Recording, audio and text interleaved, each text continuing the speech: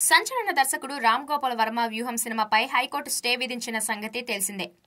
ఈ సినిమా విడుదలను అడ్డుకోవడానికి టీడీపీ నేతలు చేయని ప్రయత్నం లేదు. ఈ మూవీపై జనసేన టీడీపీ నేతలు ఆర్జీవీ మధ్య గత కొంతకాలంగా మాటల యుద్ధం జరుగుతోంది. ఈ క్రమంలో జనసేన నేత పవన్ ను విమర్శించడానికి తెలంగాణ అసెంబ్లీ ఎన్నికల సమయంలో ఫేమస్ అయిన బర్రెలక్క అలియాస్ కర్నె శిరీష పేరును వాడుకోవడం వివాదంగా మారింది. తాజాగా వ్యూహం సినిమా ప్రీ రిలీజ్ ఈవెంట్ లో రామ్ గోపాల్ వర్మ బర్రెలక్కపై వివాదాస్పద వ్యాఖ్యలు చేశారు.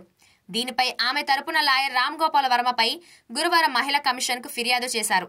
ఈ సందర్భంగా శిరీష తరపు న్యాయవాది మాట్లాడుతూ, వ్యూహం సినిమా ప్రీ రిలీజ్ ఈవెంట్ సందర్భంగా ఊరు పేరు లేని ఆవిడ బర్రెలక్కగా చాలా ఫేమస్ అయిపోయింది అంటూ ఆర్జీవీ అవమానకరంగా మాట్లాడినట్టు తెలిపారు. నువ్వు బతకాలి అనుకుంటే బ్లూ ఫిలిమ్స్ తీసుకుని బతుకు, అంతేకాని మా ప్రాంత బిడ్డలను కించపరిచేలా మాట్లాడటం తప్పు అంటూ లాయర్ మండిపడ్డారు. రెచ్చగొట్టే ప్రయత్నం చేస్తే తరిమి కొడతామని హెచ్చరించారు.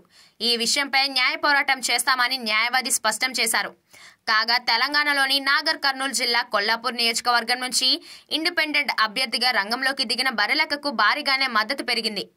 నిరుద్యోగుల నుంచే కాకుండా అన్ని వర్గాల నుంచి ఊహించిన మద్దతు లభించింది. ఎన్నికల ఫలితాల్లో బర్రెలక్కకు ఏకంగా 5,754 ఓట్లు పోలైనట్లు ఈసీ వెల్లడించింది. ఎన్నికల సమయంలో ఆమెకు ఎన్ఆర్ఐలు, మాజీ ఐపీఎస్లు, పలువురు లాయర్లు, సినీ నటులు మద్దతు పలికారు. మరోవైపు వ్యూహం సెన్సార్ సర్టిఫికెట్ రద్దు చేయాలని కాంగ్రెస్ పార్టీ ఏపీ ప్రధాన కార్యదర్శి డి నాగేశ్వరరావు, ఉపాధ్యక్షులు మీసాల రాజేశ్వరరావు సంయుక్తంగా హైకోర్టులో దాఖలు చేసిన రిట్ పిటిషన్ దాఖలు చేశారు. ఇక ఇప్పటికే చంద్రబాబు ప్రతిష్టను దెబ్బతీసేలా వ్యూహం సినిమాను తెరకెక్కించాలని, ఆ సినిమా విడుదలను అడ్డుకోవాలంటూ టీడీపీ నాయకులు కోర్టులో పిటిషన్ దాఖలు చేసిన విషయం తెలిసిందే.